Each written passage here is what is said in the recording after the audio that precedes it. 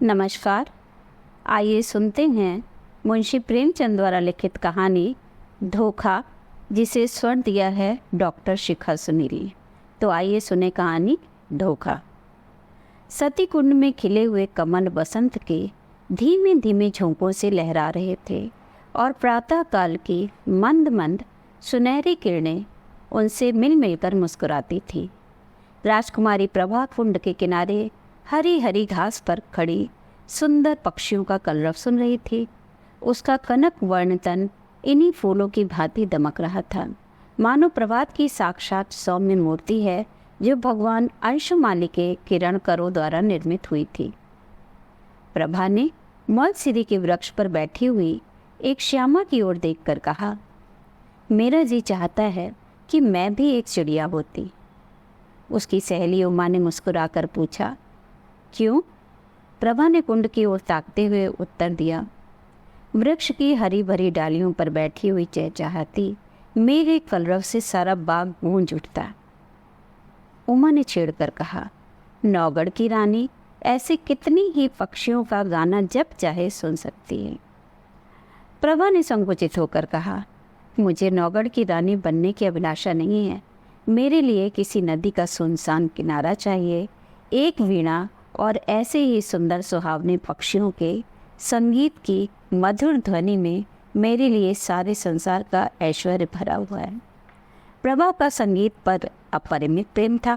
वो बहुधा ऐसे ही सुख स्वप्न देखा करती थी। उमा उत्तर देना चाहती ही थी कि इतने में बाहर से किसी के गाने की आवाज़ आई। कर गए थोड़े दिन की प्रीति। प्रभा ने एकाग्रमन होकर सुना और अधीर होकर कहा, बहन, इस वाणी में जादू है। मुझसे अब बिना सुने नहीं रहा जाता, इसे भीतर बुला लाओ। उस पर भी गीत का जादू असर कर रहा था। वो बोली, निसंदेह ऐसा राग मैंने आज तक नहीं सुना। खिड़की खोलकर बुलाती हूँ। थोड़ी देर में रागिया भीतर आया। सुंदर सजीले बदन का नौजवान था। नंगे पैर, नंगे सिर, कंधे पर एक मृगचर्म, शरीर पर एक गेरुआ वस्त्र, हाथों में एक सितार। मुखारविंद से तेज छिटक रहा था। उसने दबी हुई दृष्टि से दोनों कोमलांगी रमणियों को देखा और सिर झुकाकर बैठ गया। प्रभा ने झिझकती हुई आंखों से देखा और दृष्टि नीची कर ली। उमा ने कहा, योगी जी, हमारे बड़े भाग्य थे कि आपके दर्शन हुए। हमको भी कोई पद सुनाकर कृतार्थ कीजिए। योगी ने सिर झुकाकर उत्तर दिया, हम योगी लोग नारायण का भजन करते हैं। ऐसे ऐसे दरबारों में हम भला क्या गा सकते हैं, पर आपकी इच्छा है तो सुनिए। कर गए थोड़े दिन की प्रीति, कहाँ वह प्रीति, कहाँ यह विचरण, कहाँ मधुबन की रीति। कर गए थोड़े दिन की प्रीति। योगी का रसीला करुण स्वर, सितार का सुमधुर निनाद, उस पर गीत का माधुर्य प्रभा को बेसुध किए देता था। इसका रसज्ञ स्वभाव और उसका मधुर रसीला गान अपूर्व संयोग था। जिस भांति सितार की ध्वनि गगन मंडल में प्रतिध्वनित हो रही थी, उसी भांति प्रभा के हृदय में लहरों की हिलोरें उठ रही थी। वे भावनाएं जो अब तक शांत थी, जाग पड़ी। हृदय सुख स्वप्न देखने लगा। सती कुंड के कमल तिलिस्म की परियां बन बन कर मंडराते हुए भौरों से कर जोड़ सजल नयन हो कहते थे, कर गए थोड़े दिन की प्रीति। सुर्ख और हरी पत्तियों से लदी हुई डालियां सिर झुकाए चहकते हुए पक्षियों से रो रो कर कहती थी, कर गए थोड़े दिन की प्रीति। और राजकुमारी प्रभा का हृदय भी सितार की मस्तानी तान के साथ गूंजता था, कर गए थोड़े दिन की प्रीति। प्रभा बघौली की राव देवी चंद की इकलौती कन्या थी। राव पुराने विचारों के रईस थे। कृष्ण की उपासना में तल्लीन रहते थे, इसलिए इनके दरबार में दूर दूर के कलावंत और गवैया आया करते थे और इनाम इकराम पाते थे। राव साहब को गाने से प्रेम था। वे स्वयं भी इस विद्या में निपुण थे। यद्यपि अब वृद्धावस्था के कारण यह शक्ति निशेष हो चली थी, पर फिर भी विद्या के गूढ़ तत्वों के पूर्ण जानकार थे। प्रभा बालकाल से ही इनकी सोहबतों में बैठने लगी। कुछ तो पूर्व जन्म का संस्कार और कुछ रात दिन गाने की चर्चाओं ने उसे भी इस फन से अनुरक्त कर दिया था। इस समय उसके सौंदर्य की खूब चर्चा थी। राव साहब ने नौगढ़ के नवयुवक और सुशील राजा हरिश्चंद्र से उसकी शादी तजवीज़ की थी। उभय पक्ष में तैयारियां हो रही थी। राजा हरिश्चंद्र मेयो कॉलेज अजमेर के विद्यार्थी थे और नई रोशनी के भक्त थे। उनकी आकांक्षा थी कि उन्हें एक बार राजकुमारी प्रभा से साक्षात्कार होने और प्रेमालाप करने का अवसर दिया जाए, किंतु राव साहब इस प्रथा को दोषी समझते थे। प्रभा राजा हरिश्चंद्र के नवीन विचारों की चर्चा सुनकर इस संबंध से बहुत संतुष्ट नहीं थी, परंतु जब से उसने इस प्रेममय युवा योगी का गाना सुना था तब से तो वह उसी के ध्यान में डूबी रहती। उमा उसकी सहेली थी। इन दोनों के बीच में कोई पर्दा ना था, परंतु इस भेद को प्रभा ने उससे भी गुप्त रखा। उमा उसके स्वभाव से परिचित थी, ताड़ गई, परंतु उसने उपदेश करके इस अग्नि को भड़काना उचित न समझा। उसने सोचा कि थोड़े दिनों में यह अग्नि अपने आप ही शांत हो जाएगी। ऐसी लालसाओं का अंत प्राय इसी तरह से हो जाया करता है, किंतु उसका अनुमान गलत सिद्ध हुआ। योगी की वह मोहिनी मूर्ति कभी प्रभा की आंखों से न उतरती। उसका मधुर राग प्रतिक्षण उसके कानों में गूंजा करता है। उसी कुंड के किनारे वह सिर झुकाए सारे दिन बैठी रहती। कल्पना में वही मधुर हृदयग्राही राग सुनती और वही योगी की मनोहारिणी मूर्ति देखती। कभी कभी उसे ऐसा आभास होता कि जैसे घर के बाहर से यह आवाज़ आ रही है। वह चौंक पड़ती और तृष्णा से प्रेरित होकर वाटिका की चार दीवारी तक जाती और वहाँ से निराश होकर लौट आती। फिर आप ही विचार करती, ये मेरी क्या दशा है, मुझे क्या हो गया है। मैं हिंदू कन्या हूँ, माता पिता जिसे सौंप दे उसकी दासी बनकर रहना मेरा धर्म है। मुझे तन मन से उसकी सेवा करनी चाहिए। किसी अन्य पुरुष का ध्यान तक मन में लाना मेरे लिए पाप है। आह, ये कलुषित हृदय लेकर मैं किस मुँह से पति के पास जाऊंगी। इन कानों से क्यों कर प्रणय की बातें सुन सकूंगी जो मेरे लिए व्यंग से भी अधिक कर्णकटु होंगी। इन पापी नेत्रों से वो प्यारी प्यारी चितवन कैसे देख सकूंगी जो मेरे लिए वज्र से भी हृदय भेदी होगी। इस गले में वे मृदुल प्रेम बाहु पड़ेंगे जो लौह दंड से भी अधिक भारी और कठोर होंगे।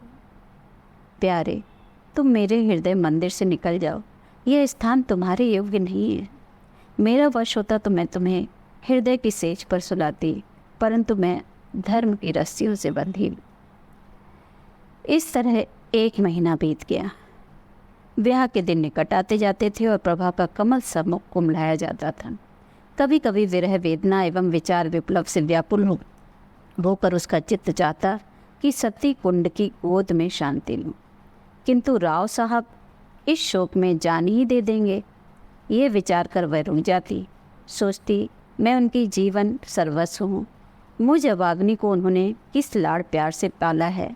मैं ही उनके जीवन का आधार और अंतकाल की आशा हूँ। नहीं, यूँ प्राण देकर उनकी आशाओं की हत्या ना करूँगी। मेरे हृदय पर चाहे जो बीते उन्हें ना कुढ़ाऊँगी। प्रभा का एक योगी गवैये के पीछे उन्मत्त हो जाना कुछ शोभा नहीं देता। योगी का गान तानसेन के गानों से भी अधिक मनोहर क्यों ना हो, पर एक राजकुमारी का उसके हाथों बिक जाना हृदय की दुर्बलता प्रकट करता है। राव साहब के दरबार में विद्या की, शौर्य की और वीरता से प्राण हवन करने की चर्चा न थी। यहाँ तो रात दिन राग रंग की धूम रहती थी। यहाँ इसी शास्त्र के आचार्य प्रतिष्ठा के मसनद पर विराजित थे और उन्हीं पर प्रशंसा के बहुमूल्य रत्न लुटाए जाते थे।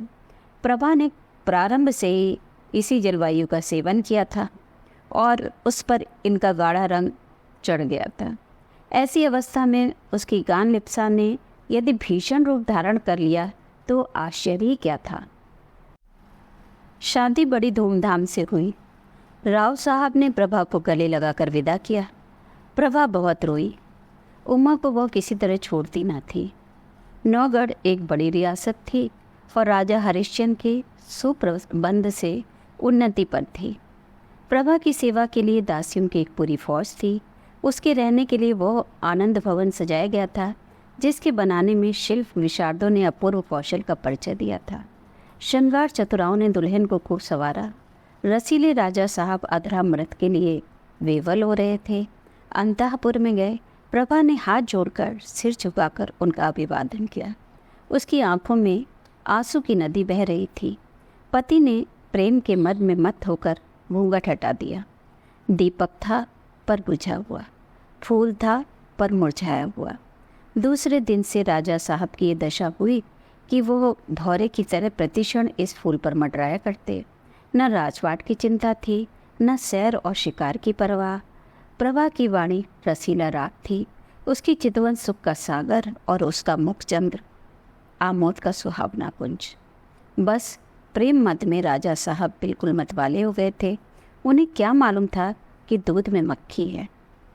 यह असंभव था कि राजा साहब के हृदयहारी और सरस व्यवहार का, जिसमें सच्चा अनुराग भरा हुआ था, प्रभा पर कोई प्रभाव न पड़ता। प्रेम का प्रकाश अंधेरे हृदय को भी चमका देता है। प्रभा मन में बहुत लज्जित होती। वो अपने को इस निर्मल और विशुद्ध प्रेम के योग्य न पाती थी। इस पवित्र प्रेम के बदले में उसे अपने कृत्रिम रंगे हुए भाव प्रकट करते हुए मानसिक कष्ट होता था।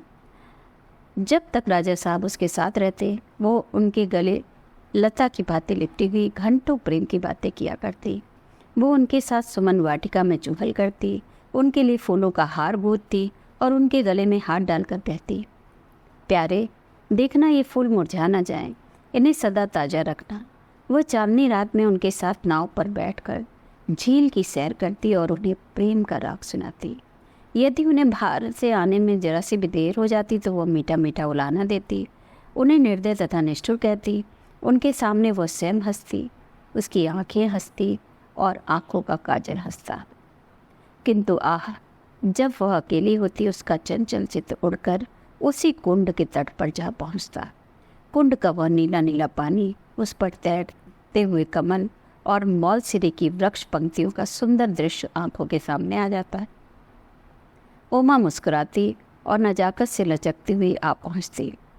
तब रसीले योगी की मोहिनी छवि आंखों में आ बैठती और सितार के सुलसित सुर गूंजने लगते, कर गए थोड़े दिन की प्रीति। तब वह एक दीर्घ निश्वास लेकर उठ बैठती और बाहर निकलकर पिंजड़े में चहकते हुए पंछियों के कलरव में शांति प्राप्त करती। इस भांति यह स्वप्न तुरोहित हो जाता है। इस तरह कई महीने बीत गए। एक दिन राजा हरिश्चंद्र प्रभा को अपनी चित्रशाला में ले गए। उसके प्रथम भाग में ऐतिहासिक चित्र थे। सामने ही शूरवीर महाराणा प्रताप सिंह का एक चित्र नजर आया। मुखारबिंद से वीरता की ज्योति स्फुटित हो रही थी। तनिक और आगे बढ़कर दाहिनी ओर स्वामी भक्त जगमल, वीर वरसांगा और दिलेर दुर्गादास विराजमान थे। बाईं ओर उदार भीम सिंह बैठे हुए थे। राणा प्रताप के सम्मुख महाराष्ट्र केसरी वीर शिवाजी का चित्र था। दूसरे भाग में कर्मयोगी कृष्ण और मर्यादा पुरुषोत्तम राम विराजते थे। चतुर चित्रकारों ने चित्र निर्माण में अपूर्व कौशल दिखलाया था। प्रभा ने प्रताप के पाद पद्मों को चूमा और वह कृष्ण के सामने देर तक नेत्रों में प्रेम और श्रद्धा के आंसू भरे मस्तक झुकाए खड़ी रही। उसके हृदय पर इस समय कलुषित प्रेम का भय खटक रहा था। उसे मालूम होता था कि यह उन महापुरुषों के चित्र नहीं, उनकी पवित्र आत्माएं हैं। उन्हीं के चरित्र से भारतवर्ष का इतिहास गौरवान्वित है। वे भारत के बहुमूल्य जातीय रत्न, उच्च कोटि के जातीय स्मारक और गगनभेदी जातीय तुमुल ध्वनि हैं। ऐसी उच्च आत्माओं के सामने खड़े होते हुए उसे संकोच होता था। आगे बढ़ी। दूसरा भाग सामने आया। यहाँ ज्ञान में बुद्ध योग साधना में बैठे हुए देख पड़े। उनके दाहिनी ओर शास्त्रज्ञ शंकर थे और दार्शनिक दयानंद। एक ओर शांति पथ गामी कबीर और भक्त रामदास यथा योग्य खड़े थे। एक दीवार पर गुरु गोविंद अपने देश और जाति पर बलि चढ़ने वाले दोनों बच्चों के साथ विराजमान थे। दूसरी दीवार पर वेदांत की ज्योति फैलाने वाले स्वामी राम तीर्थ और विवेकानंद विराजमान थे। चित्रकारों की योग्यता एक एक अवयव से टपकती थी। प्रभा ने इनके चरणों पर मत्था टेका। वो उनके सामने सिर न उठा सकी। उसे अनुभव होता था कि उनकी दिव्य आँखें उसके दूषित हृदय में चुभी जाती हैं। इसके बाद तीसरा भाग आया। ये प्रतिभाशाली कवियों की सभा थी। सर्वोच्च स्थान पर आदि कवि वाल्मीकि और महर्षि वेद व्यास सुशोभित थे। दाहिनी ओर श्रृंगार रस के अद्वितीय कवि कालिदास थे। बाईं तरफ गंभीर भावों से पूर्ण भवभूति निकट ही भर्तृहरि अपने संतोष आश्रम में बैठे हुए थे। दक्षिण की दीवार पर राष्ट्रभाषा हिंदी के कवियों का सम्मेलन था। सहृदय कवि सूर्य, तेजस्वी तुलसी, सुकवि केशव और रसिक बिहारी यथाक्रम विराजमान थे। सूरदास से प्रभा का अगाध प्रेम था। वह समीप जाकर उनके चरणों पर मस्तक रखना ही चाहती थी कि अकस्मात उन्हीं चरणों के सम्मुख सर झुकाए उसे एक छोटा सा चित्र दिख पड़ा। प्रभा उसे देखकर चौंक पड़ी। ये वही चित्र था जो उसके हृदय पट पर खींचा हुआ था। वो खुलकर उसकी तरफ ताक ना सकी, दबी हुई आंखों से देखने लगी। राजा हरिश्चंद्र ने मुस्कुराकर पूछा, इस व्यक्ति को तुमने कहीं देखा है? इस प्रश्न से प्रभा का हृदय कांप उठा। जिस तरह मृग शावक व्याप के सामने व्याकुल होकर इधर उधर देखता है, उसी तरह प्रभा अपनी बड़ी बड़ी आंखों से दीवार की ओर ताकने लगी। सोचने लगी, क्या उत्तर दूं? इसको कहीं देखा है? उन्होंने ये प्रश्न मुझसे क्यों किया? कहीं ताड़ तो नहीं गए? हे नारायण, मेरी पथ तुम्हारे हाथ है, क्यों कर इनकार करूं? मुंह पीला हो गया। सिर झुकाकर क्षीण स्वर में बोली, हाँ, ध्यान आता है कि कहीं देखा है। हरिश्चंद्र ने कहा, कहाँ देखा है? प्रभा के सिर में चक्कर सा आने लगा। बोली, शायद एक बार ये गाता हुआ मेरी वाटिका के सामने जा रहा था। उमा ने बुलाकर इसका गाना सुना था। हरिश्चंद्र ने पूछा, कैसा गाना था? प्रभा के होश उड़े हुए थे। सोचती थी कि राजा के इन सवालों में जरूर कोई बात है, देखूं लाज रहती है या नहीं। बोली, उसका गाना ऐसा बुरा ना था। हरिश्चंद्र ने मुस्कुराकर कहा, क्या गाता था? प्रभा ने सोचा, इस प्रश्न का उत्तर दे दूं तो बाकी क्या रहता है। उसे विश्वास हो गया कि आज कुशल नहीं है। वह छत की ओर निरखती हुई बोली, सूरदास का कोई पद था। हरिश्चंद्र ने कहा, यह तो नहीं, कर गए थोड़े दिन की प्रीति। प्रभा की आंखों के सामने अंधेरा छा गया। सिर घूमने लगा। वो खड़ी न रह सकी, बैठ गई और हताश होकर बोली, हाँ, यही पद था। फिर उसने कलेजा मजबूत करके पूछा, आपको कैसे मालूम हुआ? हरिश्चंद्र बोले, वो योगी मेरे यहाँ अक्सर आया जाया करता था। मुझे भी उसका गाना बहुत पसंद था। उसी ने मुझे ये हाल बताया था। किंतु वह तो कहता था कि राजकुमारी ने मेरे गानों को बहुत पसंद किया और पुनः आने के लिए आदेश किया। प्रभा को अब सच्चा क्रोध दिखाने का अवसर मिल गया। वो बिगड़ कर बोली, ये बिल्कुल झूठ है, मैंने उससे कुछ नहीं कहा। हरिश्चंद्र बोले, ये तो मैं पहले ही समझ गया था कि ये उन महाशय की चालाकी है। डींग मारना गवैयों की आदत है, परंतु इसमें तो तुम्हें इनकार नहीं कि उसका गाना बुरा न था। प्रभा बोली, ना, अच्छी चीज़ को बुरा कौन कहेगा? हरिश्चंद्र ने पूछा, फिर सुनना चाहो तो मैं बुलवाऊं? सिर के बल दौड़ाएगा। क्या उसके दर्शन फिर हो सकेंगे? इस आशा से प्रभा का मुखमंडल विकसित हो गया। परंतु इन कई महीनों की लगातार कोशिश से जिस बात को बुलाने में वह किंचित सफल हो चुकी थी, उसके फिर नवीन हो जाने का भय हुआ। बोली, इससे मैं गाना सुनने का मेरा जी नहीं चाहता। राजा ने कहा, यह मैं ना मानूंगा कि तुम और गाना नहीं सुनना चाहती। मैं उसे अभी बुलाए लाता हूँ। ये कहकर राजा हरिश्चंद्र तीर की तरह कमरे से बाहर निकल गए। प्रभा उन्हें रोक न सकी। वो बड़ी चिंता में डूबी खड़ी थी। हृदय में खुशी और रंज की लहरें बारी बारी से उठती थी। मुश्किल से 10 मिनट बीते होंगे कि उसे सितार के मस्ताने सुर के साथ योगी की रसीली तान सुनाई दी। कर गए थोड़े दिन की प्रीति। वही हृदयग्राही राग था, वही हृदय वेदी प्रभाव, वही मनोहरता और वही सब कुछ जो मन को मोह लेता है। एक क्षण में योगी की मोहिनी मूर्ति दिखाई दी। वही मस्तानापन, वही मतवाले नेत्र, वही नैनाभिराम देवताओं का स्वस्वरूप। मुखमंडल पर मंद मंद मुस्कान थी।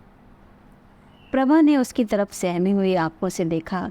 एकाएक उसका हृदय उछल पड़ा। उसकी आंखों के आगे से पर्दा हट गया।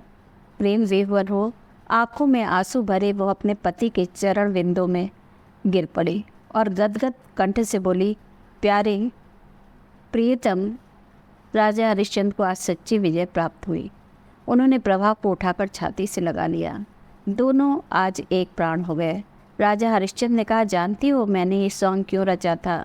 गाने का मुझे सदा से व्यसन है और सुना है तुम्हें भी इसका शौक़ है। तुम्हें अपना हृदय भेंट करने से प्रथम एक बार तुम्हारा दर्शन करना आवश्यक प्रतीत हुआ और उसके लिए सबसे सुगम उपाय यही सूझ पड़ा। प्रभा ने अनुराग से देखकर कहा, योगी बनकर तुमने जो कुछ पा लिया वो राजा रहकर कदापि न पा सकते। अब तुम मेरे पति हो और प्रीतम भी हो, पर तुमने मुझे बड़ा धोखा दिया और मेरी आत्मा को कलंकित किया। इसका उत्तरदाता कौन होगा? श्रोताओं, अगर आपको ये कहानी पसंद आई है तो कृपया चैनल को सब्सक्राइब और लाइक ज़रूर करिएगा। धन्यवाद।